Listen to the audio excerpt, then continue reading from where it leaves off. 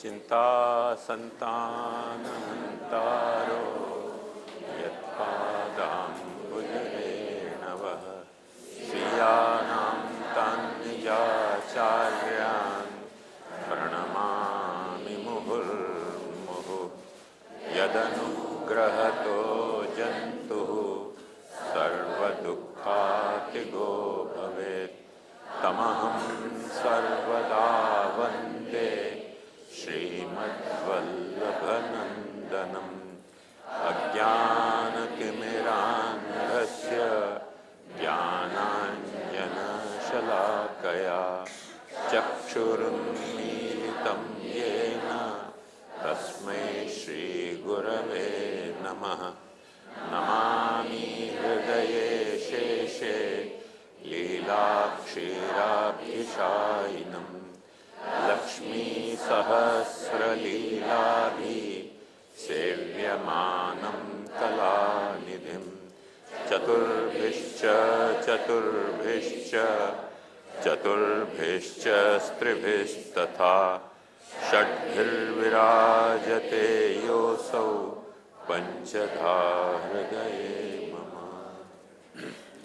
कृष्णे सर्वात्मके नित्यं सर्वथा दीनभावना अहङ्कारं न कुर्वीत मानापेक्षां विवर्जयेत्। सर्वथा तद्गुणालापं नामोच्चारणमेव वा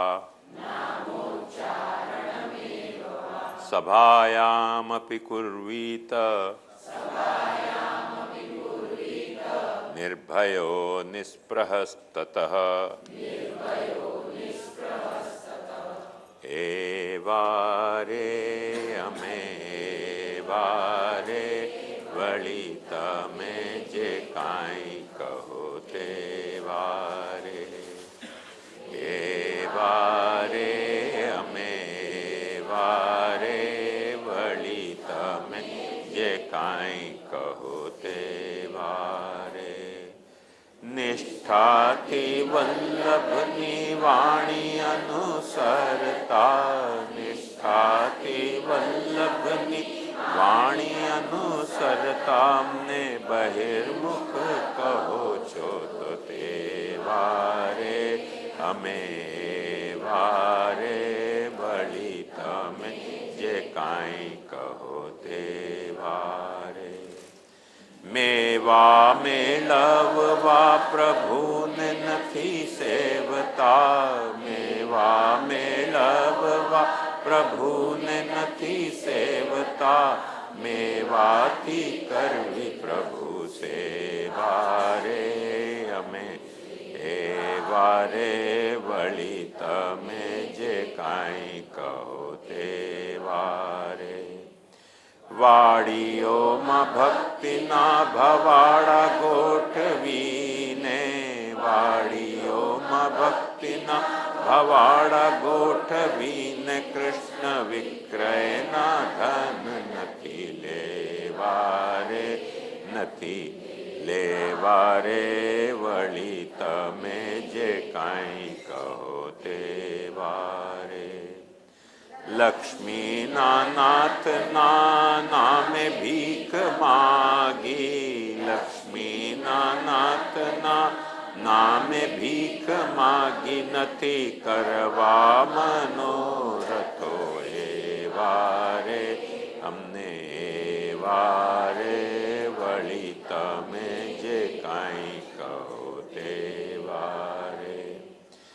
देवनु छे द्रव्य ते प्रसाद नथी लेता देवनु छे द्रव्य ते प्रसाद नथी लेता जेवो लेता होय ते वैष्णवो केवारे तेवो केवारे वली तमे जे काई कहो ते वारे।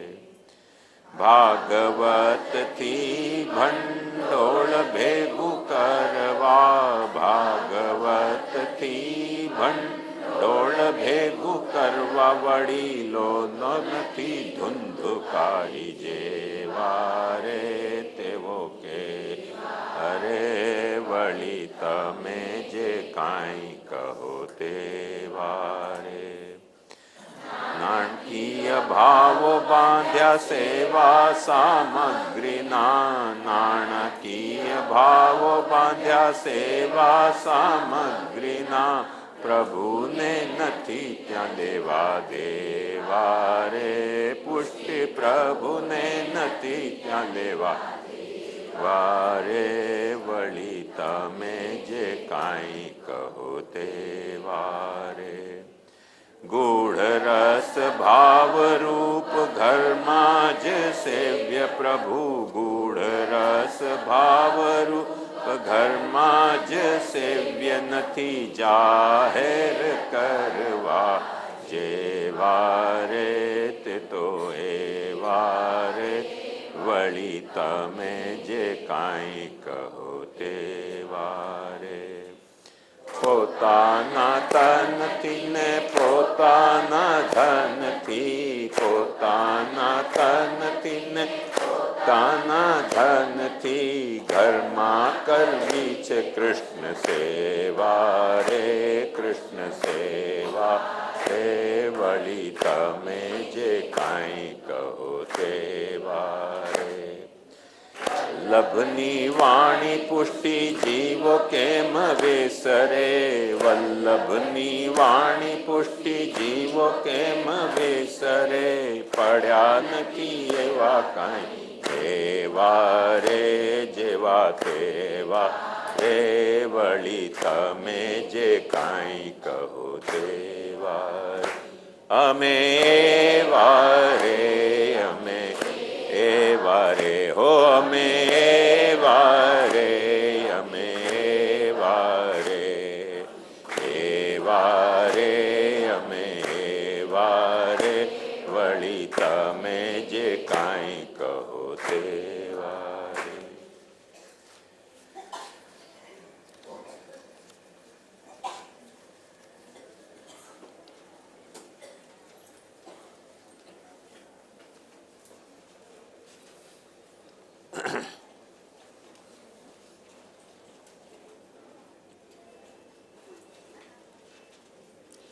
कृष्णे सर्वात्मके नित्यं सर्वथा दीन भावना, अहंकारन्न कुर्वीत मानापेक्षां विवर्जयेत. या कारिका में कृष्ण की सर्वात्मकता को एक पहलो जो आधारभूत स्वरूप है वो मैंने कल आपको दिखाया कि कैसे कृष्ण सर्वात्मक है. वो ब्रह्म परमात्मा भगवान और अपने घर के ठाकुर जी तक वाकू अपन ने वो करके, और ये देखियो कि असल में वाको मूल अहम है अलग अलग प्रकार को, वो अलग अलग प्रकार के वाक्य अहम हैं और उनमें जातर को स्पंदन है, निस्पंद अहम नहीं है, स्पंदित अहम है. वो अपनी लीला के अनुसार सुस्पंदित हो तो भयो अहम है. क्योंकि अपन ने देखो कि ब्रह्म की लीला, परमात्मा की लीला, भगवद लीला और श्री कृष्ण लीला और अपने घर में विराजते ठाकुर की लीला के जो विविध प्रकार हैं, वा प्रकार से वो वाको अहम भी स्पंदित हो रहे है. और वो स्पंदित हो तो भयो अहम जो है वो वासु अपनो अहम ट्यून होवे तो अपन बराबर पुष्टि भक्ति कर सकें. अपन यह समझ सकें कि वाको अहम स्पंदायमान अहम यदि पुष्टि है तो वासु अनुस्पंदित हो तो अपनो अहम भक्ति है.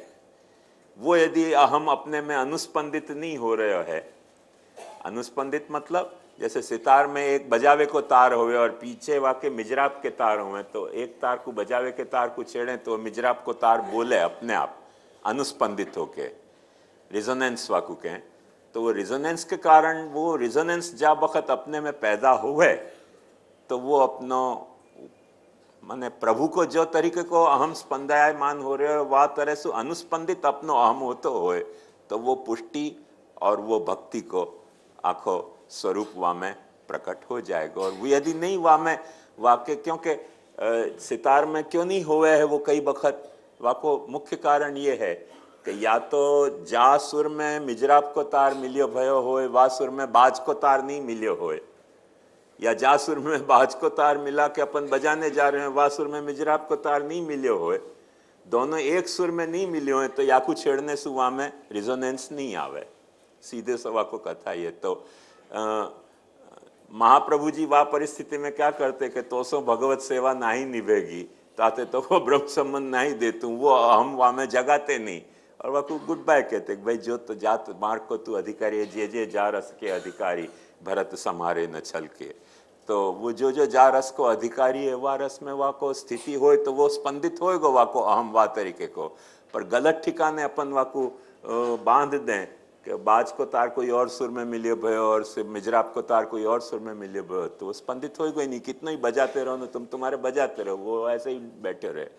बाकी तो म्यूजिकली यहाँ तक सिद्धांत है कि एक तानपुरा एक सुर में मिलाओ और बाजू में दूसरा तानपुरा रखो, वहां नहीं बाजू में, और याकू छेड़ो और वहां पे कान लगाओ तुम्बा पे तो वहां में अनुरणन सुनाई पड़े। ये एक्सपेरिमेंटेड कथा है। तो अनुरणन को जो सिद्धांत है, अनुस्पंदन को जो सिद्धांत है कि जब समान सुर में दो तार मिले भय हों तो एक को छेड़ने से दूसरो बोले ही है। तो या बाजू जैसे अपनी भक्ति को सुर छिड़ते होएगो तो वाह बाजू वाह को कृपा को सुर छिड़ जाएगा, यदि वाह को कृपा को सुर छिड़ते होएगो तो या बाजू अपनी भक्ति को सुर छिड़ जाएगा। कौन से तार को छेड़ रहे हो, जो तार को छेड़ रहे हो वाह को दूसरो तार वही सुर में मिले भय होएगो तो बोलेगो अपने आप बिना छेड़े भी, क्योंकि वाह तार को छेड़े तो वो तार बोले। सिद्धांत म्यूजिक को ये है। तो वो बात मैंने आपको कल मौलिक रूप से बताने का प्रयास किया कि कृष्ण को जो अहम है वाके स्पंदन के जो आखी रेंज है वो कितनी बड़ी है, ब्राह्मिक अहम से लेके और घर के ठाकुर तक के अहम की वाकी रेंज है। तो अपन हमें देख सकें कि कितनो मैक्सिमाइज वो हो सके है और कितनो मिनिमाइज भी हो सके। वो या तरीके को जड़ अहम नहीं है कि जा में बस रह गया वही में ही रह गया और वहाँ में कोई जात को माने स्पंदन न हो पाता होए, ऐसा अहम नहीं है ब्रह्म को। ये जो ब्रह्म को या तरीके को स्पंदायमान अहम है, ये वाकी जो पूरी जो अपन विबग्योर सोचें, जो विबग्योर माने समझे ना, सतरंगी वाको जो फैलाव है, तो वो को सतरंगी जो वाको फैलाव है, वो सतरंगी फैलाव में खास एक बात ये समझने की है कि जब वो रंग जहाँ रंग पे वो स्पंदित हो रहे हो है, वो सब रंग वाकी लीलाएं हैं और एक वाको स्वरूप है। और वही बात मैंने आपको कल बताने का प्रयास किया कि कुछ ब्रह्म को हकीकत है और कुछ वामेसु आती भाई कहानी है। तो ये लीला जो है वाकी, ये इतने स्पंदन की, इतने बड़े सतरंगी स्पंदन की जो वाकी लीला है, वो वाकी कहानी है ब्रह्म की। वो जैसे ब्रह्म की कहानी है, ऐसे अपनी भी हकीकत और कहानी वा ढंग की हो सके, बशर्ते अपन एक सुर के होएं। तो एक सुर के नहीं होएं तो जरूरी नहीं है कि वो अपने में स्पंदित होएगो।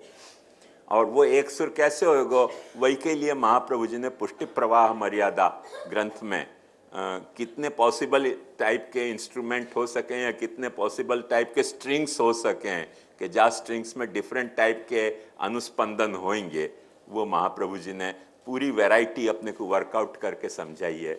वो भी अपन यहाँ को अभी विषय नहीं है, या के लिए अपन वहाँ डिटेल में नहीं जावे, पर वहाँ जावे तो अपने को समझ में आवे। सबसे महत्वपूर्ण या जंक्चर पे एक बात खास समझने की है, और वो बात ये है कि यूरोप में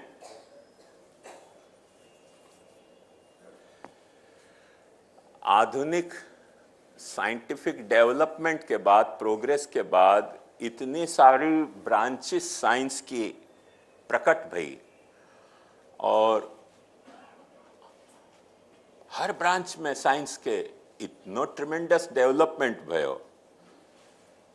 वह डेवलपमेंट के कारण साइंस ने क्या कियो, साइंस ने कियो या साइंटिस्टन ने कियो, जो भी सोचना हो वैसे सोचो, वाकू कोई खास फर्क की बात नहीं है। धीरे धीरे फिलोसफी में सु, दर्शन शास्त्र में सु, जो दर्शन शास्त्र के विषय हते वो छीनने शुरू कर दिए। जिन विषयों पे दर्शन बोलते तो वहां पे साइंस बोलने लग गयो। अब जब साइंस बोलने लग गया वहां पे, अब नेचुरली साइंस बोले तो फिर दर्शन वाले को थोड़ी इंफीरियरिटी कॉम्प्लेक्स जैसा आ जाता हुए कि वे भी हमें साइंस बोले, अब अपन क्या बोल सके, हमें सबको ऐसे लगे। तो मैंने जब आपको वो दो बाटली बाजन की कथा सुनाई थी कि दारू पी के निकले और ब्रिज के ऊपर गए और एक पेसिमिस्ट है तो और एक ऑप्टिमिस्ट है तो, और वो पेसिमिस्ट को लगे कि ऐसो चंद्रमा जो है वो नीचे आ गयो, क्या चक्कर है आज, और ऑप्टिमिस्ट को लगे कि हस्त चंद्रमा थोड़ी नीचे आया, अपन ऊपर उठ गए चंद्रमा से। वो दो ईगो के कारण जा तरह से वो दारूड़ियान को लगे। अब साइंटिस्टन ने कौन सी दारू पी, फिलोसोफरन ने, ये मुझको नहीं एग्जैक्ट पता है, पर एग्जैक्टली ये पोस्ट माने मॉडर्न डेवलपमेंट के कारण साइंस में, फिलोसोफरन में या तरीके के दो खेमा बट गए। खास करके ये बात मैंने छले 150 साल की मैं कर रहे हूँ, क्योंकि इन छले 150 साल में ट्रिमेंडस डेवलपमेंट साइंस ने भी रजिस्टर किया है, और वो ट्रिमेंडस डेवलपमेंट के कारण फिलोसोफरन को डिमोरलाइजेशन भी ट्रिमेंडस भयो, ट्रिमेंडस डिमोरलाइजेशन हो गया।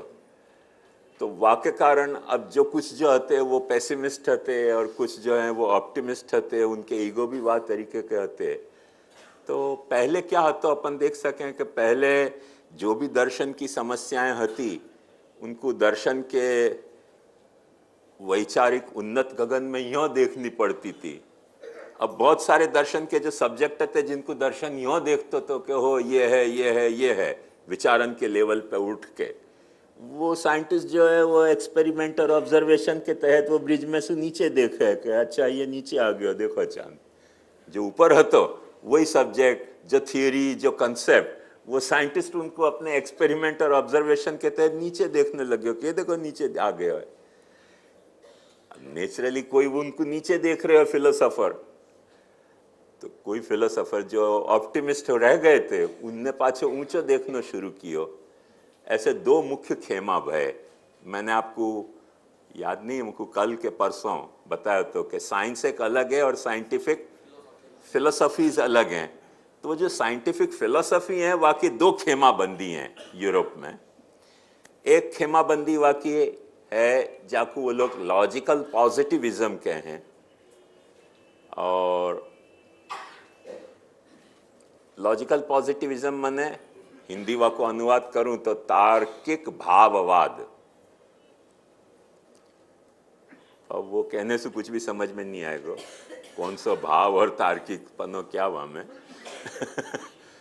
पर मैं आपको थोड़ी सी वकी गाइडलाइन दूंगा। और एक दूसरी खेमा बंदी होती एग्जिस्टेंशियलिज्म की, और ये दोनों फिलोसॉफिकल ट्रेंड या दोनों फिलोसॉफिकल कैंप छले 50 साल में 100 साल में डेवलप है, और खास करके वर्ल्ड वॉर फर्स्ट के बाद एग्जिस्टेंशियलिज्म ने बहुत जोर पकड़े पर वाकई गणपति बापा मोरिया हो गई। वैसे यूरोप में एक बात सच ये है कि लॉजिकल पॉजिटिविज्म भी विदाई हो गया है, पर बहुत सारे के उत्तराधिकारी अपने हिंदुस्तान में छोड़ गए हुए वो। अक्सर जो पढ़े लिखे लोग अपने यहाँ के हैं वो अभी भी लॉजिकल पॉजिटिविज्म की विचार सरणी से बहुत ज़्यादा अपने विचारन पे दबाव महसूस करते हुए हैं, और जब भी कुछ सोचें तो वो हर वक्त वही तरह की आपत्ति आके खड़ी हो जाती है अपने सामने। ये एक फेज है तो सन 40 से लेके 70 तक एग्जिस्टेंशियलिज्म को भी, मगर अब वो कोई पूछे नहीं है, वो ख़त्म हो गई ट्रेंड।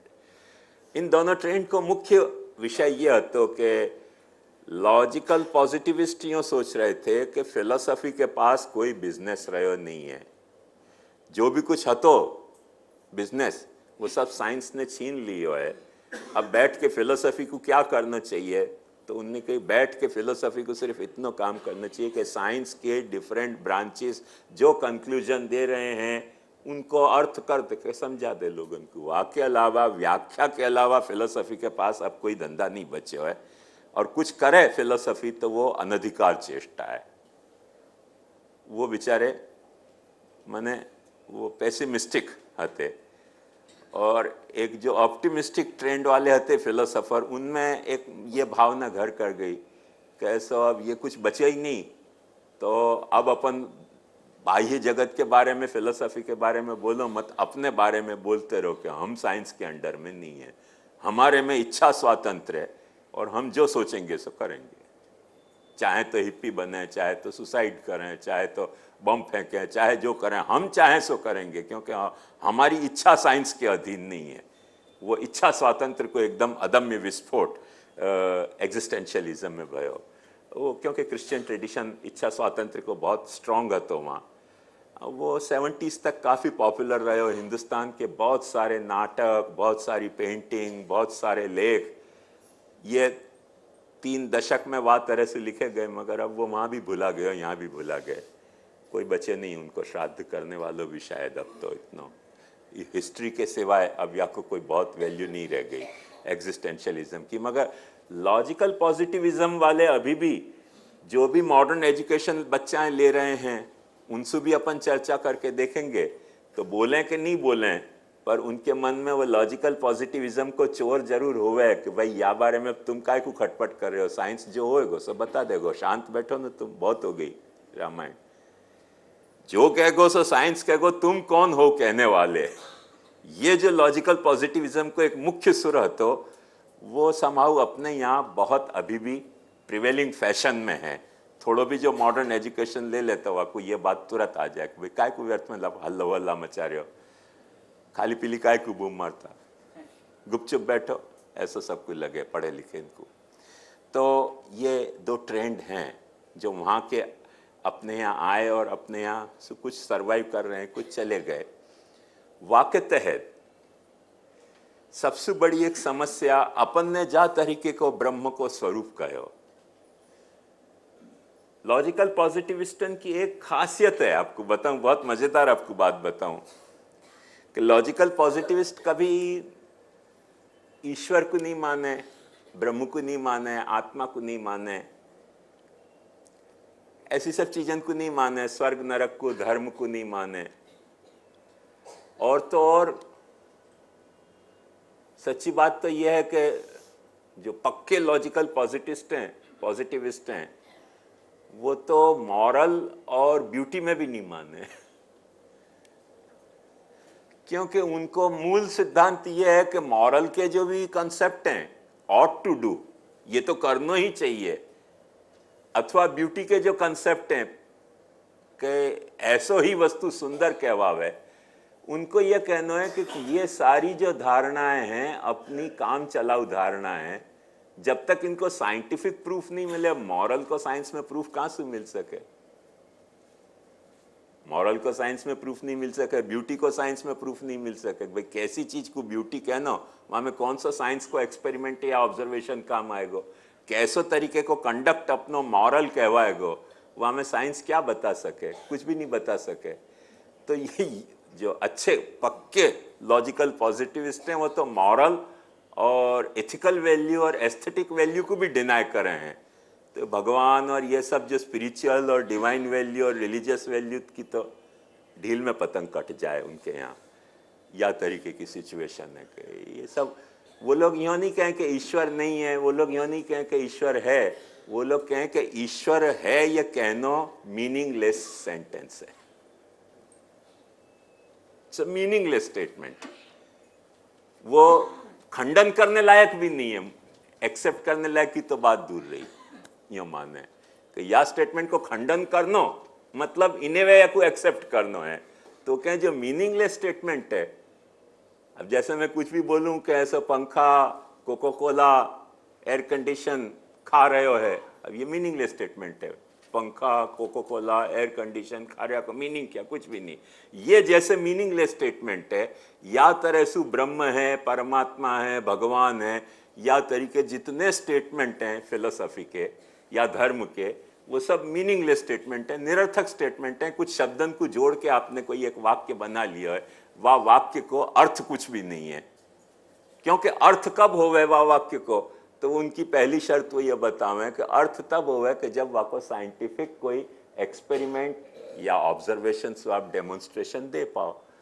इन सब जिनको अपन साइंटिफिक एक्सपेरिमेंट और ऑब्जर्वेशन से डेमोन्स्ट्रेशन नहीं दे सके, वो सारे स्टेटमेंट, सेट ऑफ प्रपोजिशन सब मीनिंगलेस है उनके यहाँ। ये उनको सिद्धांत है। तो या सिद्धांत के कारण अपने भी यंगस्टर जो पढ़े हैं आजकल, उनको ये उतनी फिलोसॉफिकल बैकग्राउंड से ये विचारधारा नहीं आवे, पर बिना पढ़े विचारधारा जासू भी पूछोगे ना उनको लगेगा कि ये सब बेकार की बात है, छोड़ो न, कौन माथा फोड़ी हमें करे। तो ये एक अपन ने जो भी कुछ ब्रह्म से लेके और ठाकुर जी तक को जो आखो अहंकार को जो विश्लेषण किया, वाके सामने ये बात या के सारे एनालिसिस के इरेशनल होने की, मीनिंगलेस होने की, इरेशनल से भी ज्यादा एज पर लॉजिकल पॉजिटिविज्म मीनिंगलेस होने की एक बहुत बड़ी या के सामने बाधा है। और वह बाधा को अपन कैसे पहुंच सकें,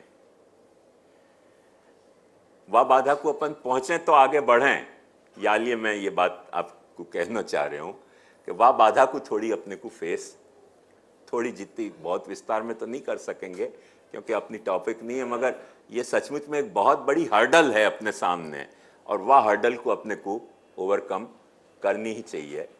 तो थोड़ा सा वह बात पर मैं आपको बताना चाहूँगा कि जो कुछ अपना कंसेप्ट है, वैसे मैंने कल कुछ हिंट दी थी साइंस के मॉडल समझा के, कि जैसे आपको थोड़ी हिंट्स मिले कि भाई कैसा रियलिटी का पिक्चर साइंस के सामने भी है। वो सर्कुलर डेवलपमेंट है कि स्ट्रेट लाइन की डेवलपमेंट है, वगैरह वगैरह वगैरह। पर आज मैं आपको एक बात और बताना चाह रहा हूँ कि जो अपन ये बात कह रहे हैं कि अहंकार के दो भेद हैं, एक उपादान अहंकार है, एक उपादेय अहंकार है। वो उपादान अहंकार को पाछे दो भेद हैं, कर्ता और क्रिया के रूप में, और वहाँ में जो है वो सिंपल और कंपाउंड और कॉम्प्लेक्स या तरीके के पाछे तीन अवान्तर भेद आ रहे हैं। अब एज पर logical positivism these are all meaningless statements.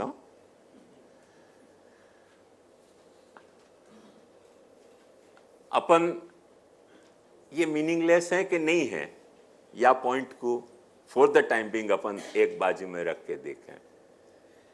पर या तरीके के जो साइंस के प्रपोजिशंस हैं, साइंस के जो सिद्धांत हैं, साइंस के जो वाद हैं, उनको अपन चेक करें तो अपने को थोड़ा सा भी मने पैरेललिज्म ख्याल में आएगा कि भाई जैसी बात हम कर रहे हैं वैसी तुम कर रहे हो, और यदि तुम कह रहे हो वो मीनिंगलेस नहीं है तो हम कह रहे हैं वो क्यों मीनिंगलेस हो गई। उतना अपने को एक आधार तो मिलेगा ना। या लिए एक बात ध्रुव निश्चित समझो कि ये जो मैं बता रहा हूं वासु कोई अपनो ब्रह्म सिद्ध नहीं हो जाएगा। ऐसी गलत धारणा में मत रहियो कि यासु ब्रह्म सिद्ध हो जाएगा, या परमात्मा सिद्ध हो जाएगा, या भगवान सिद्ध हो जाएगा, या कृष्ण सिद्ध हो जाएगा, या अपनो ठाकुर जी जो है वो इन सारी आयामन के साथ सिद्ध हो जाएगा। मगर वो जो अपनो ये जो हकीकत को एक्सप्लेन करने को जो एक फ्रेम है, वैसी फ्रेम साइंस भी एक्सेप्ट करे है कि नहीं करे है। और यदि वो वहां मीनिंगलेस नहीं है, यदि वो वहां अप्रामाणिक नहीं है, तो क्यों अपन ये नहीं हिम्मत से कह सकें भाई तुम्हारी वाह बात को मीनिंग बताओ ना क्या है। जो तुम्हारी वाह बात को मीनिंग है वो हमारी बात को मीनिंग है। एक सीधी सी बात समझो कि तुमको यदि प्यास लग रही है और तुम पानी पी के प्यास बुझा रहे हो, तो मुंह को प्यास लग रही है तो मैं भी वो पानी पी के प्यास बुझा सकूं। अब मुंह को प्यास लग रही है, मैं पानी पी के प्यास बुझा रहे हूं। अब तुमको जो प्यास लग रही है वो मुंह को समझ में नहीं आएगी, ये तो बात सच है। पर मैं इतनी बात तो समझ सकूं ना कि भाई मुंह को प्यास लगती हो और मैं पानी पी के प्यास बुझा रहे हूं और तुमको प्यास लगी है तो तुम्हारी पानी पी के भी प्यास बुझेगी। अब मैं यूं कहूं कि साइंटिफिक डेमोन्स्ट्रेशन लाओ या मैं कि मेरी प्यास बुझी वो तो मुझको समझ में आई अनुभव से, पर तुम्हारी प्यास बुझी मैं कैसे समझूं, तो कैसे समझानो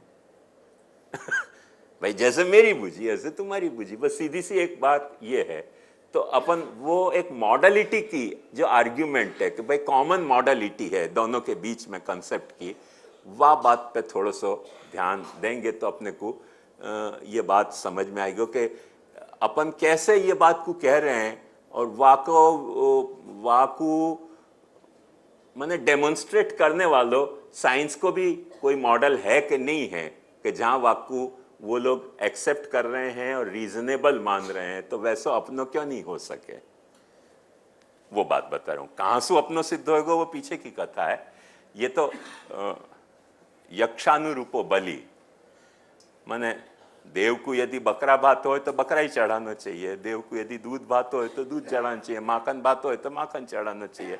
जो देव को जो भाव है वो चीज वह को चढ़ानी चाहिए। तो ये जो नए साइंस पढ़े भाई लड़कान को जो चीज बलि चढ़ाने से इनको पेट भरते हो वो बलि इनको चढ़ानी चाहिए। अपन अपना माखन खवा और उनको नहीं भावे तो भाई बकरा खाते है तो चढ़ाओ बकरा, समझ तो जा तुम जो बकरा चढ़ने से तुम्हारी भूख मिटती हो तो चढ़ा मैं बकरा, और तो क्या करें या मैं वाह एंगल से मैं ये बात बता रही हूँ। उतना खुलासा स्पष्ट समझ के चलोगे तो कंफ्यूज नहीं होगे, नहीं तो पाछे सोचोगे कि अहंकार में पाछे ये लफड़ा और कहां से फूट गया, ये एक तकलीफ ही क्या मुकम्मती के पास ये दूसरी तकलीफ और आ गई। पर ये दूसरी तकलीफ नहीं आई है, अपने भीतर अहंकार होना चाहिए कि अपन अपने मॉडल को कहने में कभी कोई के सामने गिड़गिड़ा न जाए, अपने को व्यर्थ में दीन नहीं होना चाहिए। महाप्रभु जी जो आज्ञा कर रहे हैं कि कृष्णे सर्वात्मक है सर्वथा निदीन भावना, कृष्ण के सामने एक बार नहीं 1760 बार दीन भावना करें, पर ऐसे व्यर्थ में कोई खोटी आर्ग्यूमेंट करता है साइंस की डफास मारने के लिए, तो वाके सामने अपने को दीन भावने की जरूरत नहीं है, वाके सामने यक्षानुरूपो बलि करनी चाहिए अपने को। वह कारण से मैं ये समझा रही हूँ मॉडल, ये बात समझियो। मेरी बात को स्पष्टतया मेरा पर्पस आप समझोगे तो आपको बात समझ में आएगी। नॉट दैट के यासु में कोई अपनी बात सिद्ध करना चाह रहे हूँ, पर यक्षानुरूपो बलि के हिसाब से कुछ बात समझाना चाह रही हूँ। और वहाँ में खास ध्यान में लेने के लायक बात यह है कि जो अपनो मॉडल है कि एक उपादानात्मक अहंकार के जो कर्ता और क्रिया का जो भेद है तो सिंपल और कंपाउंड वालों, वो कैसे उपादेय में कॉम्प्लेक्स कर्ता और क्रिया बने हैं, ये जो अपना प्रपोजिशन है, सेट ऑफ प्रपोजिशन है, या को कोई क्या मॉडल है साइंस के पास, ये मैं आपको समझाना चाह रही हूं।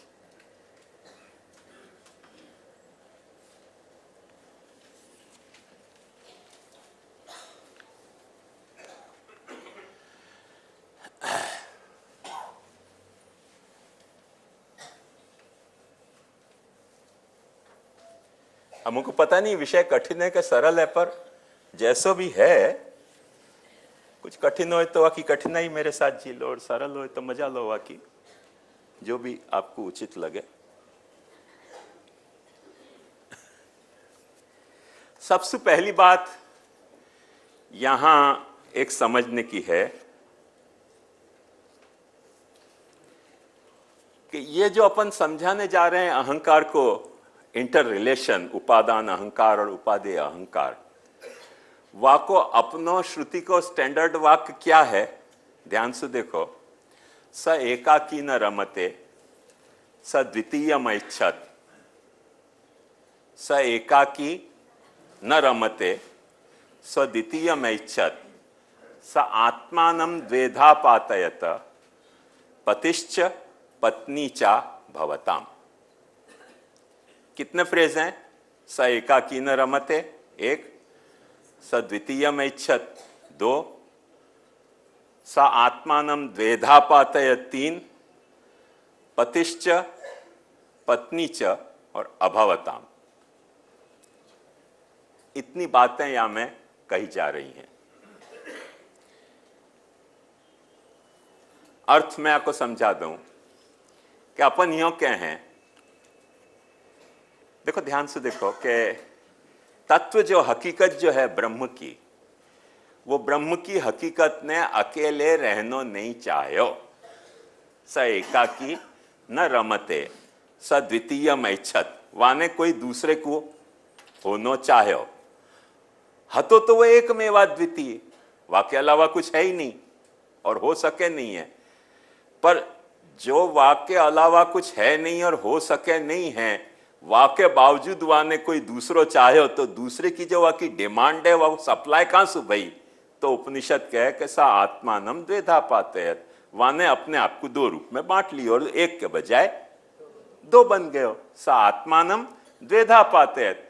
और वाको उदाहरण दे कि जैसे पति पत्नी हो जाए, पिता पुत्र बन जाए, गुरु शिष्य बन जाए, वगैरह वगैरह। जितने भी द्वैत के ऐसे उदाहरण हैं जो काफी इंटीमेट हैं एक दूसरे के साथ, एक दूसरे के साथ कन्फ्रंटिंग नहीं है। वो पुराने पति पत्नी की बात है, आज की पुराने पति पत्नी की बात है, आज की कथा पाची दूसरी है।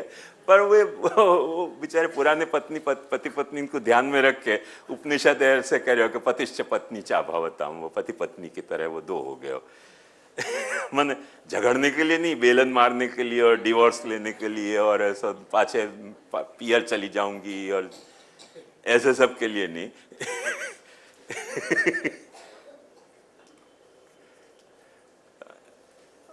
जा तरह की दोनों में इंटीमेसी है, जा तरह की दोनों में इंटरडिपेंडेंसी है, वह तरीके की द्वैत वहां पैदा भयो। इंटरडिपेंडेंट द्वैत, यह अर्थ में नहीं कि जो आज से कथा चल रही है, आज की कथा पाची दूसरी है, ये वो पुरानी कथा को उदाहरण है। तो वैसे कोई भी चीज को लिया जा सके। अब जैसे बात तो फनी है, पर एक आई तो मैं आपको बता दूं कि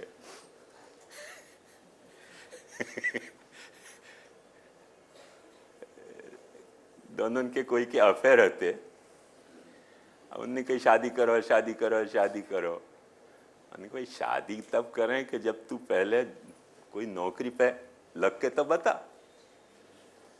और लड़का को ईगो हर्ट हो गया, अब तो मैं शादी करने के लिए कोई न कोई ऐसा बड़ा जॉब लेके दिखाना पड़ेगा कि जासू मैं वर्दी फॉर मैरिज सिद्ध हूं। आने खूब कुछ अध्ययन करा के और कोई जॉब लगा दियो।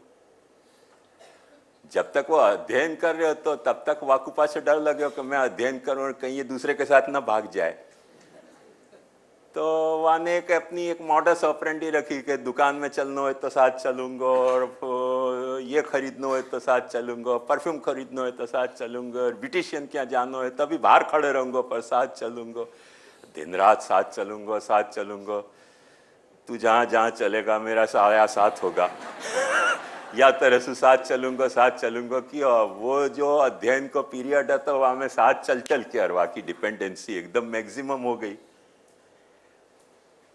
बाद में जब जॉब लग गयो और शादी भई, तब वो जॉब में जावे कि साथ चले, ये बड़ा खतरा हो गया। अब बाकी वो डिपेंडेंसी यहां हो गई थी कि साथ चले। तो वहां ने एक दिन कही कि अब मुझे कुत्ता खरीदना है।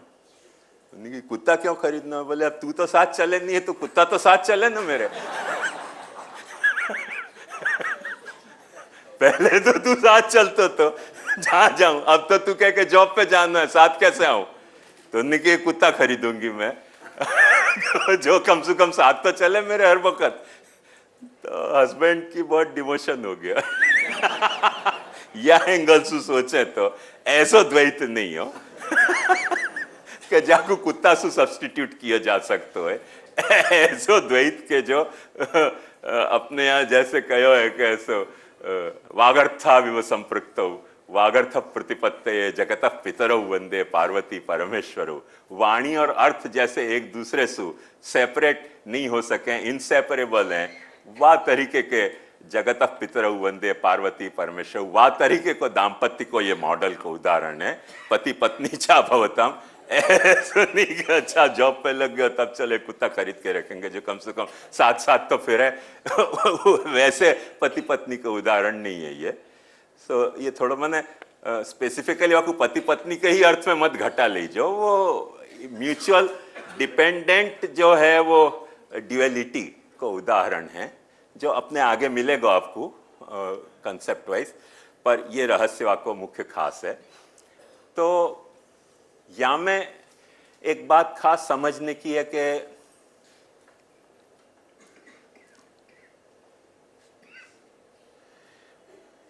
या तरह से अपने आप को द्वेधा पातन के जो ये 6 स्टेज बताए, थोड़ा ये माइक्रोबायोलॉजी का विषय है, खोटो बोलता हूं तो बताइए,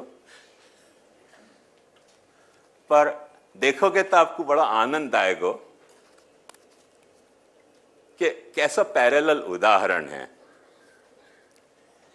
जो अपन जाने हैं कि सेल को रिप्रोडक्शन के स्टेजेस हैं वो एग्जैक्ट 6 माने गए यही तरह से। और 6 में क्या है, एक प्रोफेज है, एक मेटाफेज है, एक एनाफेज है, एक अर्ली टेलोफेज है, एक लेट टेलोफेज है, और लास्ट में पीछे वो रिप्रोड्यूस होके डिवाइड हो जाए, द्वेधा पाते। ऐसे 6 फेज हैं, तू भी पढ़ी है तो तो वैसे 6 फेज हैं। और एग्जैक्ट वहां में ये कि ये सारे स्टेज आ रहे हैं, उनकी ब्यूटी देखने लायक है। और थोड़ा सा देखोगे तो मजा आएगी आपको कि जो अपन बात कर रहे हैं ब्रह्म के बारे में, वो कितनी सेल के रिप्रोडक्शन के जो मॉडल है वहां में भी वो ऐसे ही लागू हुआ है। वो लोग क्या कहे हैं, थोड़ा सा वापस जाने के पहले एक बात और आपको समझा दूं। सेल माने क्या बोला, सेल काय बात का नाम है वो समझ लो। तो सेल में एक न्यूक्लियस हुआ, एक वाको साइटोप्लाज्म हुआ और वाकी मेम्ब्रेन हुआ। न्यूक्लियस जो है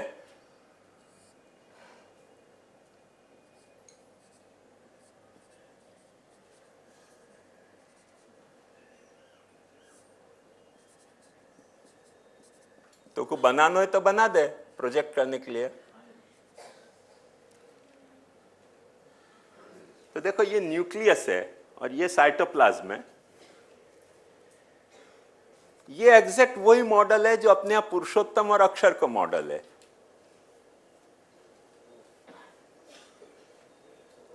पुरुषोत्तम अपने आप को द्वैधी भाव कहां करे है, अक्षर ब्रह्म में। आया ख्याल में? पुरुषोत्तम अपने आप को रिप्रोड्यूस कहां करे है, अक्षर ब्रह्म में। ऐसे न्यूक्लियस जो है वो अपने आप को कहां रिप्रोड्यूस करे है, सबसे पहले साइटोप्लाज्म में। और बाकी खूबसूरती और एक देखने लायक है या मॉडल की, माने रिमार्केबल पैरेललिज्म है या में, और वो ये है कि जो न्यूक्लियस में क्रोमोसोम हुए हैं सेल के, सेल को मतलब है ऐसे कुछ सोचें कि न जाने कितने करोड़ अरब सेल्स ये अपनो आखो शरीर बने भयो है, और कुछ ऐसे सोचें कि 50 लाख सेल प्रतिक्षण खत्म हुए हैं और 50 लाख सेल प्रतिक्षण अपने शरीर में पैदा होते रहे हैं। और पाछी ये खूबसूरती देखो कि इतनो भयंकर मृत्यु जन्म को वो चक्कर चल रहे पर अहम स्थिर है। इतने सब मर रहे हैं, इतने सब जन्म रहे हैं, पर अहम जो है वो एक अपरिवर्तित कॉमन रह है। और कितनी सब सेल मर जा रही हैं, कितनी सब सेल प्रतिक्षण जन्म रही हैं। सर मैं तो गणित का बहुत कमजोर हूँ, बाकी प्रतिक्षण जो 50 लाख सेल मरती हैं और 50 लाख जो सेल पैदा होती हैं, तो 24 कलाक में 1 सेकंड के 60 गुना मिनट, 60 मिनट को फिर 1 मिनट, ऐसे 24 घंटा। कितनी बाप रे बाप सेल पैदा होती होंगी और कितनी खत्म होती होंगी। माने यतो वा इमानी भूतानि जायन्ते ये न जातानि जीवंती यत प्रयंती अभिसंविशंति तद विजिज्ञासस्व तद ब्रह्म। ये अपनो अहम रूपी ब्रह्म के भीतर कितनो सब पैदा हो रहे हो, कितनो सब स्थित हो रहे हो और कितनो सब प्रतिक्षण या लय प्रलय हो रहे है। या बात से भी अपन वाको पैरेललिज्म समझ सके और बावजूद या के वो अहम कैसे कायम रह रहे है, ब्रह्म कैसे अविकृत परिणाम है, ब्रह्म विकृत नहीं हो रहे है, ये सब परिणत हो रहे है, पर ब्रह्म यहाँ में एक अविकृत फिनोमेना की तरह कायम रह रहे है, जैसे अपनो अहम रह रहे हो कायम। ये वाकई खूबसूरती पाची देखने लायक है। तो वो जो क्रोमोसोम है वो अपन ये समझ सकें कि अपने ये पूरा ब्रह्म तो या तरीके को अक्षर और पुरुषोत्तम, अक्षर प्लस पुरुषोत्तम,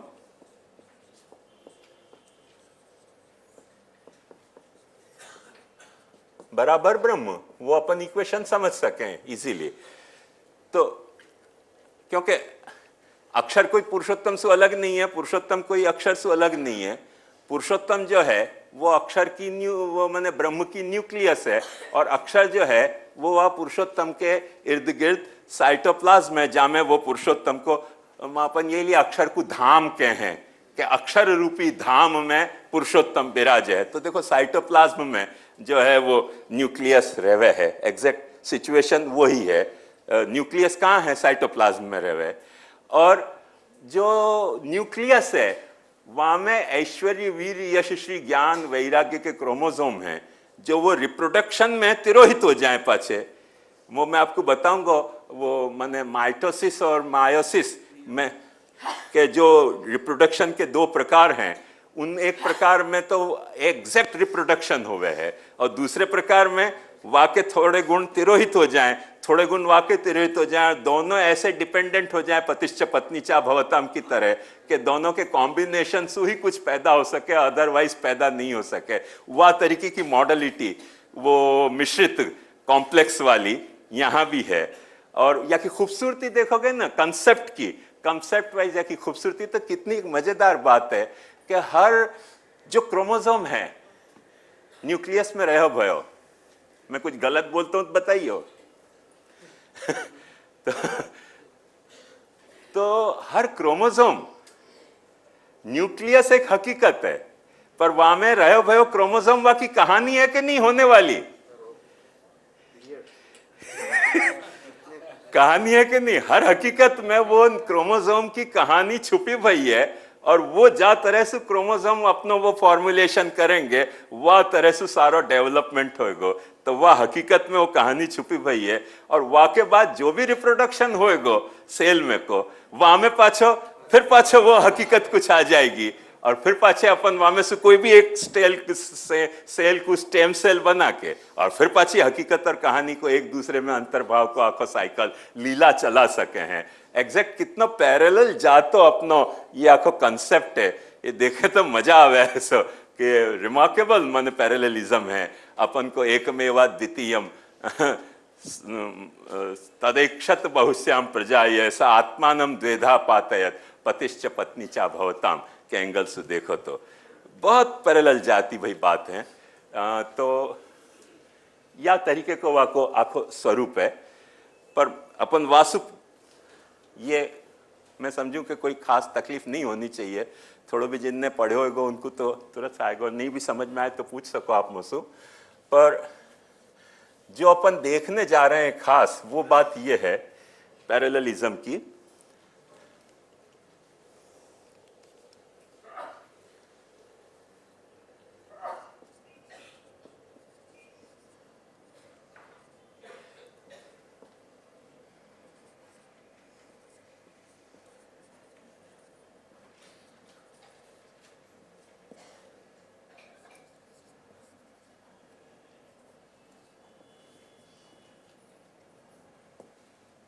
देखो पहले 3 स्टेजेस अपन देखें सेल्फ प्रोडक्शन के, या को सेल की स्प्लिटिंग भी कहें, सेल्फ स्प्लिटिंग भी कहें, सेल्फ डिवीजन भी कहें सेल को अपने में। तो ये जो 3 जो स्टेज बताई हैं वहाँ में ये जो है अपनो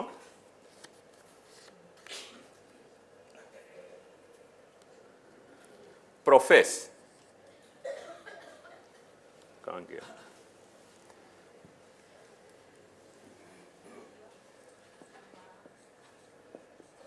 प्रोफेस, मेटाफेस,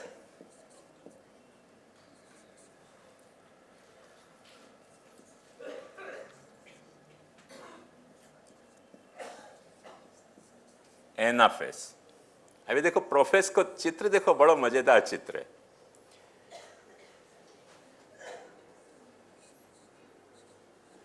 ये देखो सेल और ये न्यूक्लियस। जो अपन यहां कह रहे हैं ना एकाकी न रमते, वो एकाकी न रमते को चित्र कैसो है माइक्रोबायोलॉजी में, या में टेंशन पैदा हुआ है यो न रमते with in the cytoplasm. Nucleus जो है वहां में एक तरह को अपोजिट डायरेक्शन में टेंशन पैदा हुआ है। वो टेंशन पैदा होने के कारण क्या हुआ है कि मेटाफेज में यहां सब और भी क्लस्टर हुए हैं साइटोप्लाज्म के, वो वाका अक्षरधाम जैसा है अपन यो समझ सकें। पर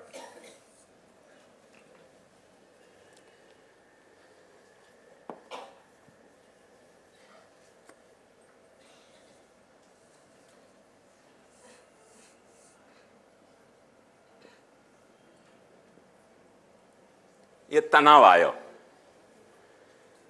द्वितीय मैच्छत।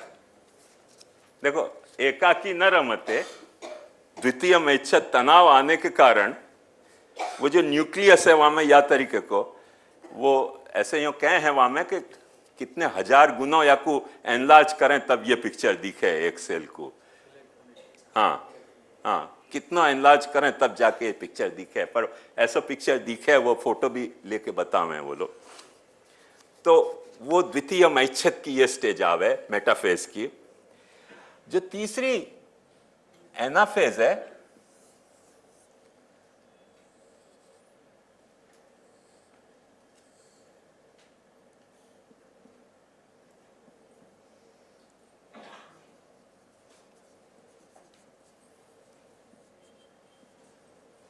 एनाफेज में वाको या तरह सु भीतर के अंदर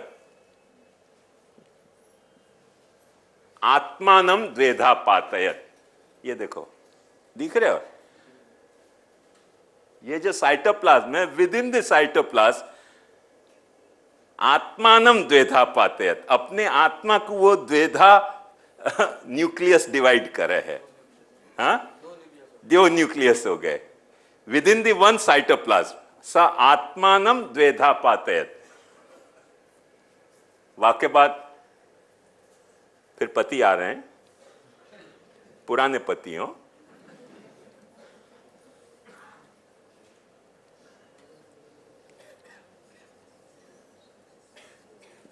अर्ली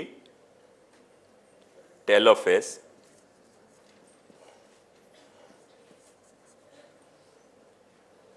या में क्या हुआ है, जो ये है ना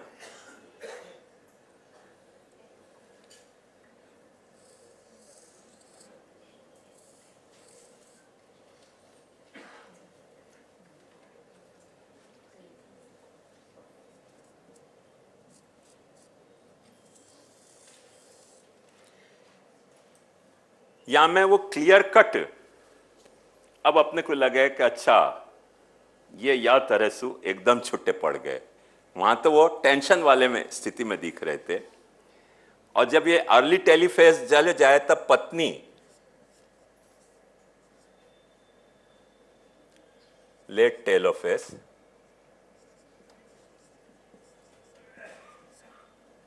यहां में क्या हुआ है,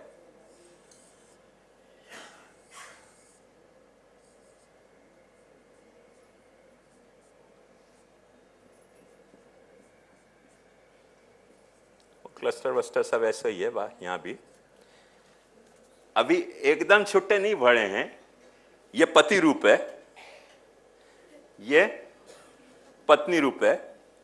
और जब ये लेट टेल ऑफ फेस आ गए हो वाक्य बाद,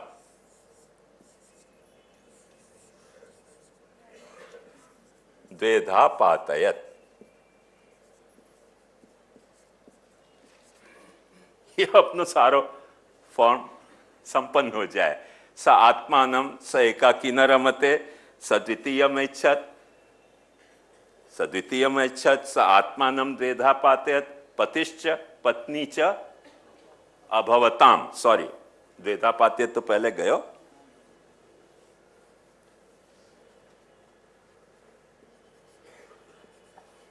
अभवताम माने दो हो गए एक के, हाँ डिवीजन हो गए। ये पूरी सिचुएशन देखो तो आपको पूरा अपना मॉडल जो है वो एकदम पैरेलल लगेगा। या में कहीं कोई डिस्पैरेललिज्म जैसी बात नहीं है। जस्ट कंपेयर करके देखो, स्टेज वाइज सब ऐसे कैसे जा रहे हो। अब जो अपने को कह रहे हो कि इरेशनल है, तो भाई ये कैसे रैशनल है? और ये यदि रैशनल है तो ये कैसे इरेशनल हो गए? सीधी सी बात है। या तो तुम कबूल करो कि ये भी इरेशनल है, तो चलो हम भी कबूल कर लेंगे कि तुम भी चुप हम भी चुप। भाई ये यदि रैशनल है तो ये कैसे इरेशनल हो गया? और ये इरेशनल है तो ये क्यों नहीं इरेशनल है? या को तो खुलासा कोई तो होना चाहिए कि नहीं? मॉडलिटी तो एक ही है। बात आई ना समझ में?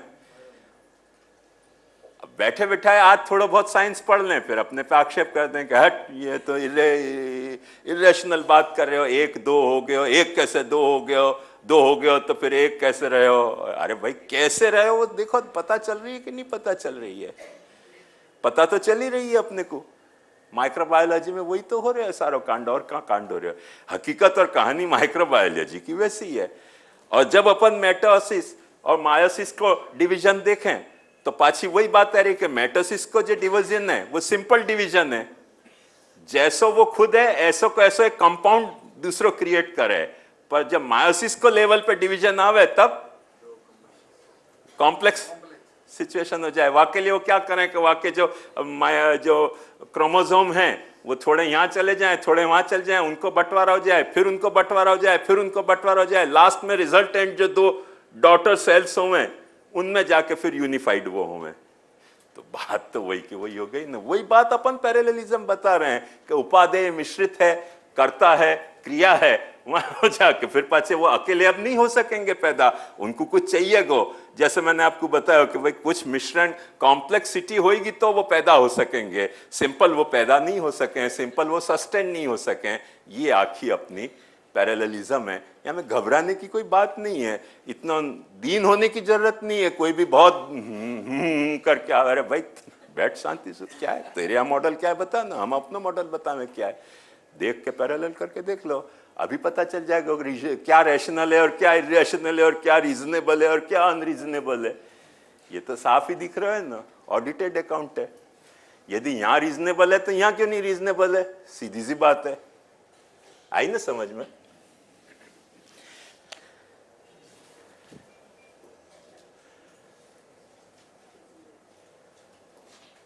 बहुत कठिन तो बात नहीं कर दी।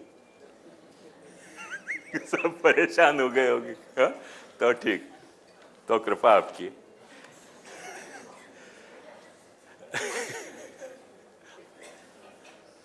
तो ये अपन ने आंखों स्वरूप देखो।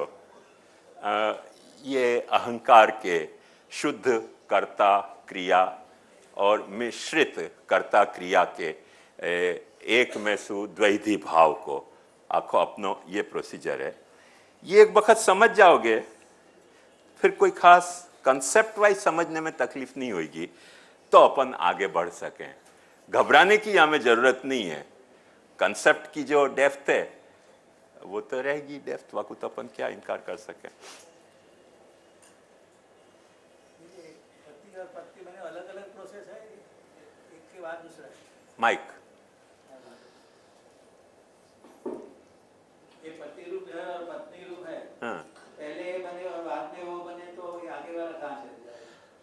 वहां में क्या हुए, एक डोमिनेंट हुए और एक रिसेसिव हुए। वो आज भी वही रामायण चल रही है ना कि तू अहंकार छोड़ दे तो वो सुधर जाएगा। कल मैंने यही लिए पहले से ये बात बताई थी कि सुधरे नहीं है, सुधरे नहीं है। भाई सुधरे नहीं है, वहां को अहंकार तू छोड़ दे तो सुधर जाएगा। एक डोमिनेटिंग हुए और एक रिसेसिव हुए है। वो आत्मानम द्वेधा पाते हैं। I am the Lord in my house and my wife has allowed me to say so. वो बस सीधी बात है, कोई डोमिनेटिंग है, कोई रिसेसिव है। वह में उतना वाटर टाइट कंपार्टमेंट को द्वैत नहीं है, यद्यपि एक पति है एक पत्नी है। आया ख्याल में? अपने यहाँ तो यही लिए देखो, कल जो